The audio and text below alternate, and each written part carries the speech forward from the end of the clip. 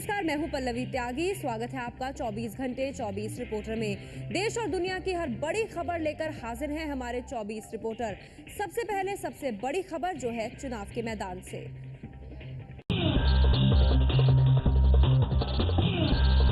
UP में BJP के प्रभारी अमित शाह के एक बयान से पूरे देश की राजनीति में भूचाल आ गया है। अमित शाह ने पश्चिमी उत्तर प्रदेश में एक चुनावी रैली के दौरान लोगों से कहा कि ये चुनाव बदला लेने का मौका है। अमित शाह शामली के राजहड़ गांव में एक चुनावी सभा में थे जब उन्होंने ये बयान दिया। उत्तर प्रदेश में और विशेषकर पश्चिमी उत्तर प्रदेश में ये चुनाव सम्मान का चुनाव है, अपमान के बदले का चुनाव है और जिन्होंने अन्याय किया है उसको सबक सिखाने का चुनाव है। पश्चिमी उत्तर प्रदेश का कुछ इलाका कुछ महीनों पहले दंगों की जबरदस्त चपेट में था, जिसके बाद कई राजनीतिक दलों के नेता यहां रोटियां सेकने पहुंचे थे। भारतीय जनता पार्टी के उत्तर प्रदेश प्रभारी और नरेंद्र मोदी के करीबी अमित शाह ने मुजफ्फरनगर के बाद बिजनौर में भी जातीय और धार्मिक भावनाएं भड़काने वाली बातें कही हैं। उन्होंने ये बातें मायावती को निशाना बनाते हुए कही। अमित शाह ने मायावती पर इस आधार पर हमला किया कि उन्होंने यूपी में 19 मुसलमान उम्मीदवारों को टिकट दिया है जो दलितों से 2 ज्यादा हैं। इतना ही नहीं, अमित शाह ने ये भी कहा कि मायावती ने 19 टिकट उस समुदाय को दिए हैं जो बहन बेटियों की इज्जत पर हाथ डालते हैं। दलित उद्धार की बात करने वाली बहन मायावती कितने टिकट दलितों को दिए हैं मालूम है आपको? मैं बता देता हूं, 17 टिकट दिए। याद रहेगा कितने दिए हैं? 17। और एक वर्ग विशेष का वोट पाने के लिए जो आपकी प्रताड़ना करता है, अपनी बहन बेटियों की अवहेलना करता है, उनकी आपके ऊपर हाथ डालता है, वो वर्ग विशेष को 19 टिकट दे दिए, दलितों से भी ज्यादा टिकट दे दिए। अब देखना यह है कि नरेंद्र मोदी के खिलाफ आपत्तिजनक बयान देने वाले कांग्रेस उम्मीदवार को जेल डालने वाला प्रशासन अमित शाह के इस भड़काऊ बयान पर उनके खिलाफ क्या कार्रवाई करता है। बीजेपी महासचिव और उत्तर प्रदेश के प्रभारी अमित शाह के बयान पर अब कांग्रेस ने चुनाव आयोग से शिकायत कर कार्रवाई की मांग की है। हमारे साथ मौजूद हैं कांग्रेस के लीगल सेल के चेयरमैन केसी मित्तल साहब। मित्तल साहब, आपने क्या शिकायत की है अमित शाह के खिलाफ चुनाव आयोग में? देखिए, 3 तारीख को जो मुजफ्फरनगर में उन्होंने बयान दिया है, सीधे सीधे आप नफरत फैला रहे हैं, जाति आधार पे एक कम्युनल वायलेंस की बात कर रहे हैं, लोगों को भड़का रहे हैं। आप इज्जत की बात करते हैं, बदला लेने की, रिवेंज की बात करते हैं। ये बार बार हो रहा है। भावनाएं भड़काने की जो कार्रवाई है, ये बीजेपी इससे बाज नहीं आती। लिहाजा इन पर सख्त से सख्त कार्रवाई की जाए और ऐसे हालात के हिसाब से रिकग्निशन भी विड्रॉ होनी चाहिए। चुनाव आयोग को ये शिकायत भेजी है कांग्रेस की तरफ से और कांग्रेस ने इस शिकायत में यही मांग की है कि अमित शाह के खिलाफ इस मामले में सख्त से सख्त कार्रवाई होनी चाहिए, FIR दर्ज होनी चाहिए, उनकी गिरफ्तारी होनी चाहिए। अमित शाह के बयान पर यूपी की सत्ताधारी समाजवादी पार्टी ने दंगे का आरोप बीजेपी के सर मढ़ा है। समाजवादी पार्टी के नेता रामगोपाल यादव ने कहा है कि अमित शाह के बयान से इस बात की पुष्टि हो जाती है। हमने हमेशा कहा था कि ये दंगा बीजेपी वालों ने कराया था। ये दंगा सांप्रदायिक ध्रुवीकरण, सांप्रदाय के आधार पर, धर्म के आधार पर ध्रुवीकरण कराने के लिए बीजेपी के द्वारा कराया गया था। मेरी इस बात, अमित शाह के इस बयान से इस बात की भी पुष्टि होती है कि दंगे में ही इंटरेस्टेड है। यूपी के मुजफ्फरनगर में हुए दंगों को लेकर समाजवादी पार्टी पर आरोप लगाए थे कि सरकार दंगों को रोकने में नाकाम रही थी। अमित शाह के बयान पर बवाल मचने के बाद बीजेपी अमित शाह के बचाव में उतर आई है। बीजेपी ने कहा है कि जो लोग दंगों के बाद वहां सेक्युलर टूरिज्म करने गए थे, उनसे बदला लेना ही चाहिए। उत्तर प्रदेश की सरकार ने अपमान किया है। लोगों के जख्मों पर मरहम लगाने के बजाय नमक छिड़कने का काम, नमक नहीं बल्कि मिर्च छिड़कने का काम इन लोगों ने किया, जो सोकॉल्ड सेकुलर टूरिज्म पे गए थे जो लोग।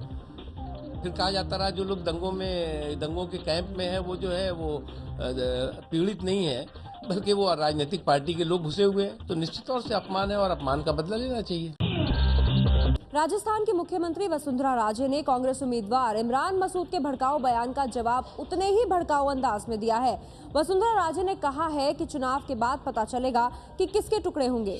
वसुंधरा राजे ने ये बात शुक्रवार को राजस्थान के करौली में एक चुनावी सभा के दौरान कही। सहारनपुर में एक कांग्रेसी प्रत्याशी ने यह कह दिया कि मोदी के टाइम टुकड़े टुकड़े करके रखे। अब टुकड़े किसके होंगे वो तो इस चुनाव के बाद अपने को देखने को मिलेगा। उत्तर प्रदेश के सहारनपुर से कांग्रेस उम्मीदवार इमरान मसूद का 6 महीने पुराना एक वीडियो हाल ही में सामने आया था, जिसमें मसूद ने मोदी के बारे में आपत्तिजनक बयान दिया था। मसूद इस सिलसिले में गिरफ्तार किए जाने के बाद फिलहाल जमानत पर बाहर हैं। ये तो मोदी जी प्रधानमंत्री बनेंगे तब तय होगा ना। और जहाँ तक हमारे सवाल है, जिस तरह से मुझे धमकियाँ दी जा रही हैं, SMS मेरे पास इस तरह के आए, मुझे मेल इस तरह की आई कि जान से मार देंगे, तो मौत के खौफ में मैं घर नहीं बैठूंगा। मौत तो एक दिन तय है, और अगर मेरी मौत वसुंधरा जी के हाथों या नरेंद्र मोदी जी के द्वारा मेरी मौत लिखी गई है तो उसे कोई टाल नहीं सकता है, वो तो होगी। तो जो समय विधि विधान के अनुसार होना है वो सब तय है। इसलिए मैं बहुत ज्यादा खौफजदा इन चीजों से होकर घर से नहीं निकलता हूँ। मैं तो जान हथेली पर लेकर के घर से निकलता हूँ। बीजेपी के पीएम पद के प्रत्याशी नरेंद्र मोदी ने आज कांग्रेस पर जमकर निशाना साधा।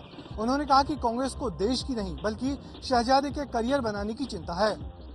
नरेंद्र मोदी ने आज मध्य प्रदेश के शिवपुरी में चुनावी सभा को संबोधित करते हुए यूपीए सरकार को खूब आड़े हाथों लिया। मोदी ने राहुल गांधी की तो खिल्ली उड़ाई ही, शिवपुरी के सांसद ज्योतिरादित्य सिंधिया को भी अहंकारी और कागजों पर काम करने वाला सांसद बताया। मोदी ने कहा कि राहुल चांदी का चम्मच लेकर पैदा हुए हैं। देश बचे या न बचे, बेटे की कैरियर कैसे बचे, इसी के लिए पूरे हिंदुस्तान की सरकार को दांव पे लगा दिया गया है। और भाइयों बहनों, इनके अंदर जो अहंकार आया है ना यहाँ के आपके नेता में, उसका कारण भी उनकी दोस्ती है। मोदी ने दावा किया कि अब देश में एनडीए की मजबूत सरकार बनने वाली है, जो आंख दिखाने वाले पड़ोसियों की आंखों में आंखें डालकर बात करेगी। महाराष्ट्र में कांग्रेस की रैलियों में सोनिया गांधी ने शिवसेना बीजेपी पर समाज को तोड़ने का आरोप लगाया है। नागपुर और भंडारा में रैली करते हुए सोनिया ने कहा कि सिर्फ कांग्रेस ही लोगों को जोड़ने की बात करती है। भंडारा में रैली करने पहुंची कांग्रेस अध्यक्ष सोनिया गांधी ने कहा कि बीजेपी और शिवसेना जैसी पार्टियों से लोगों को सावधान रहने की जरूरत है। भाजपा और शिवसेना के लोग सिर्फ शोर मचाने में विश्वास रखते हैं और चाहते हैं कि उनके शोर में अच्छी बातें दब जाएं। हम उनकी तरह दिखावे और डिंडोरा पीटने की राजनीति में विश्वास नहीं करते। भंडारा जैसी ही बात सोनिया ने नागपुर की रैली में कही और कांग्रेस एनसीपी उम्मीदवार के लिए वोट मांगते हुए सोनिया ने कहा कि बीजेपी शिवसेना के मंसूबों को कामयाब नहीं होने देना है। सोनिया ने कांग्रेस का नारा भी दोहराया, हर हाथ शक्ति, हर हाथ तरक्की। उनमें नफरत, लालच और सत्ता की भूख है। हमारी विचारधारा में एकता की रोशनी है, नई उम्मीदों की किरणों है। हमारी विचारधारा सबको साथ लेकर चलती है और सबकी तरक्की के लिए संघर्ष करती है। सोनिया गांधी ने आरटीआई, मनरेगा और साथ ही भोजन के अधिकार जैसी यूपीए सरकार की कई उपलब्धियों का जिक्र भी महाराष्ट्र की रैलियों में किया। कांग्रेस अध्यक्ष सोनिया गांधी ने उड़ीसा में आज एक रैली में राज्य के मुख्यमंत्री नवीन पटनायक पर जमकर निशाना साधा। सोनिया ने कहा कि राज्य में महिलाओं पर अत्याचार हो रहा है। मेरी बहनों को मुझे बताया गया है और आंकड़े के मुताबिक भी मेरी बहनों का शोषण हो रहा है यहाँ इस प्रदेश में, और उन पर तरह तरह से अत्याचार किए जा रहे हैं। उड़ीसा में 2 चरणों में 10 और 17 अप्रैल को वोट डाले जाएंगे। कांग्रेस उपाध्यक्ष राहुल गांधी ने कहा है कि बीजेपी लोगों को आपस में लड़ाकर उसका फायदा उठाती है। राहुल ने ये बात केरल के कासरगोड की रैली में कही। The Congress party tries to reduce anger in society. The opposition, particularly the BJP, plays on anger and tries to increase anger in society. They want to divide you, they want to make you fight with each other, and they want to take advantage of that fight. But the real aim of making you fight is to take away your resources, to take away your wealth, to hand your wealth over to a few people. Rahul Gandhi ने BJP पर यह भी आरोप लगाया कि वो देश के तमाम प्राकृतिक संसाधन कुछ गिने चुने लोगों और कारोबारियों के हाथ में सौंपना चाहती है। कांग्रेस महासचिव शकील अहमद ने मोदी को दिया है करारा जवाब। मोदी ने आरोप लगाया था कि केंद्र सरकार जानवरों को काटकर उनके मटन का निर्यात बढ़ाने की कोशिश में लगी हुई है। मोदी ने इसकी गुलाबी क्रांति यानी पिंक रेवोल्यूशन कहा था। शकील अहमद ने मोदी के इस आरोप का जवाब ट्विटर पर दिया है। शकील ने ट्विटर पर लिखा है, मोदी के राज में गुजरात में मीट का उत्पादन दोगुना हो गया है। उनके राज में 39 बूचड़खाने हैं, जिनमें से 1000 जानवर रोज काटे जाते हैं। मोदी अपने समर्थकों को बेवकूफ बना रहे हैं। मोदी इन दिनों अपनी ज्यादातर रैलियों में मटन के निर्यात का मुद्दा उठा रहे हैं। अब कांग्रेस ने भी उनको जवाब दिया है। रक्षा मंत्री ए.के. एंटनी पर नरेंद्र मोदी और वी.के. सिंह के अलग अलग सुर सुनने को मिल रहे हैं। गाजियाबाद में वी.के. सिंह ने चुनावी रैली के दौरान ए.के. एंटनी की जमकर तारीफ की, जबकि नरेंद्र मोदी उन्हें पाकिस्तानी एजेंट तक कह चुके हैं। गाजियाबाद से वी.के. सिंह बीजेपी के लोकसभा उम्मीदवार हैं और चुनाव प्रचार के दौरान उन्होंने एंटनी की तारीफ के पुल बांधे। मैं तो हमेशा तारीफ करता हूँ उनकी, जो अच्छा आदमी है तारीफ करनी चाहिए। आर्मी के लिए और सब आर्मी के अंदर काम करने वालों के लिए उनके दिल में बहुत जगह है और वो हमेशा कोई भी वेलफेयर की जो चीज़ होती है उसके बारे में सोचते हैं। ये बयान किसी मजबूरी में दिया या फिर उनके दिल की बात बाहर आ गई, ये तो पता नहीं, लेकिन मोदी उन्हें पाकिस्तान का एजेंट तक बता चुके हैं। जेडीयू के घोषणा पत्र में मांग की गई है कि रोजगार की तलाश में दूसरे राज्यों में काम करने वाले मजदूरों की विशेष कानून बनाकर सुरक्षा की गारंटी देनी चाहिए, जिससे कि प्रवासियों के साथ हो रहे हिंसा में राज्यों की भी जिम्मेदारी तय हो सके। हर राज्य की ये जवाबदेही होनी चाहिए कि उनके यहाँ जो भी प्रवासी मजदूर काम कर रहे हैं उनको उनके साथ बराबरी का व्यवहार हो, संविधान के मुताबिक जो प्रावधान है। और उसके अलावे अगर उनको किसी भी प्रकार से डिस्क्रिमिनेशन का सामना करना पड़ता है या उन पर अटैक होते हैं, हमले होते हैं, तो उनकी सुरक्षा करने की जवाबदेही संबद्ध राज्य सरकार की होनी चाहिए और इसके लिए कानून बनना चाहिए। जेडीयू के घोषणा पत्र में निजी क्षेत्र में आरक्षण लागू करने और पिछड़े राज्यों को विशेष राज्य का दर्जा दिए जाने की भी मांग की गई है। बीजेपी अपना घोषणा पत्र 7 अप्रैल को लोकसभा चुनाव के पहले चरण के चुनाव के दिन लाने जा रही है, लेकिन इसका प्रसारण टीवी चैनलों पर नहीं हो सकेगा। 7 अप्रैल से लोकसभा चुनाव के लिए पहला वोट डाला जाएगा, लेकिन अभी तक बीजेपी अपना घोषणा पत्र जारी नहीं कर पाई है। अब वोटिंग वाले दिन यानी 7 अप्रैल को बीजेपी अपना घोषणा पत्र जारी करेगी, लेकिन इस घोषणा पत्र का प्रसारण टीवी पर नहीं हो पाएगा। जनप्रतिनिधि कानून की धारा 126(1)(b) के मुताबिक किसी खास तारीख को वोटिंग खत्म होने के 48 घंटे पहले तक चुनावी घोषणा पत्र का टेलीविजन पर प्रसारण नहीं हो सकता। बीजेपी ने इसके लिए चुनाव आयोग से इजाजत मांगी थी, लेकिन चुनाव आयोग ने 12 अप्रैल को चुनाव खत्म होने के बाद ही प्रसारण की इजाजत दी है। 7 अप्रैल, 9 अप्रैल, 10 अप्रैल और 12 अप्रैल को चुनाव है, इसलिए बीजेपी के घोषणा पत्र का प्रसारण 12 अप्रैल को चुनाव के बाद ही हो सकेगा। आम आदमी पार्टी के अमेठी से उम्मीदवार कुमार विश्वास का मानना है कि बीजेपी कांग्रेस से बेहतर है। विश्वास का मानना है कि अगर दोनों पार्टियों में से किसी एक को चुनना हो तो वो बीजेपी को चुनेंगे। कुमार विश्वास एबीपी न्यूज के खास कार्यक्रम घोषणा पत्र में तीखे सवालों का जवाब दे रहे थे। उन्होंने कहा कि वो गाजियाबाद में रहते हुए राजनाथ सिंह को वोट दे चुके हैं और दोबारा दोनों पार्टियों में से किसी को चुनने का मौका मिले तो वो बीजेपी को चुनना पसंद करेंगे। आप पहले ये भी कह चुके हैं कि मैं बीजेपी को वोट दे चुका हूं जब कोई और विकल्प नहीं था। हाँ, नहीं करना चाहिए। अगर कोई संगठन मुस्लिम हितों की बात कर रहा है तो क्या सांप्रदायिक हो गया? अगर कोई संगठन एक लार्जर मेजोरिटी के लिए बात कर रहा है तो क्या वो सांप्रदायिक हो गया? लेकिन क्या आप उनके कामों को नकार सकते हैं? क्या आप उनके अनुशासन को नकार सकते हैं? क्या उनकी पद्धतियों को नकार सकते हैं? कुमार विश्वास का कहना है कि कांग्रेस भ्रष्टाचार की जननी है और आप पार्टी का लक्ष्य भ्रष्टाचार से लड़ना है। गांधीनगर से बीजेपी उम्मीदवार लालकृष्ण आडवाणी ने आज अपना पर्चा भरा। इस मौके पर नरेंद्र मोदी भी उनके साथ मौजूद थे।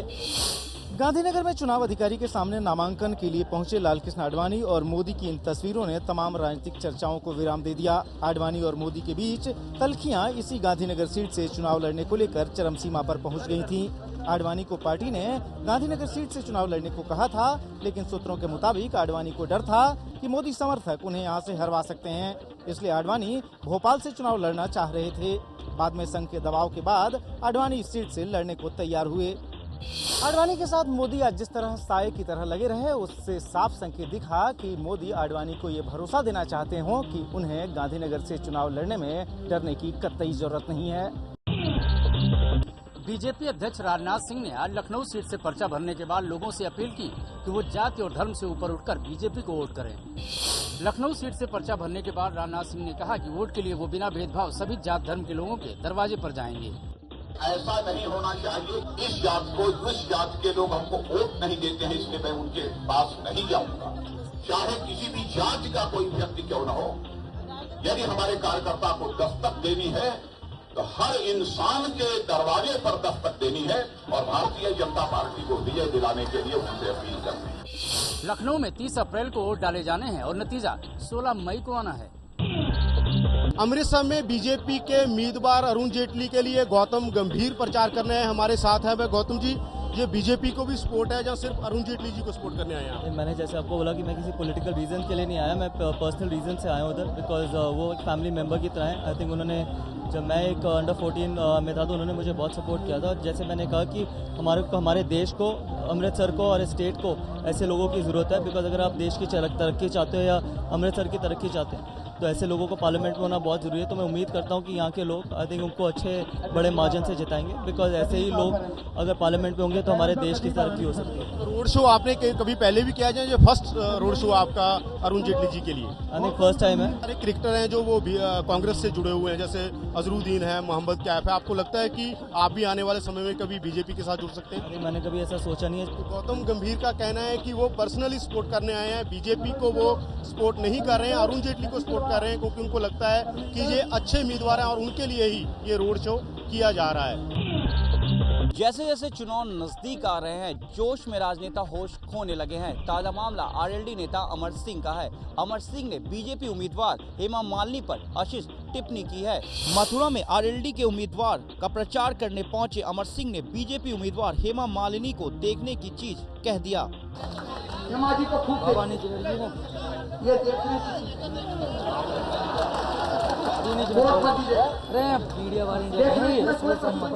अमर सिंह के बयान पर हेमा मालिनी ने शालीनता का परिचय देते हुए कहा कि अमर सिंह हमारे अच्छे मित्र हैं और किसी मजबूरी में ऐसा बयान दे रहे होंगे।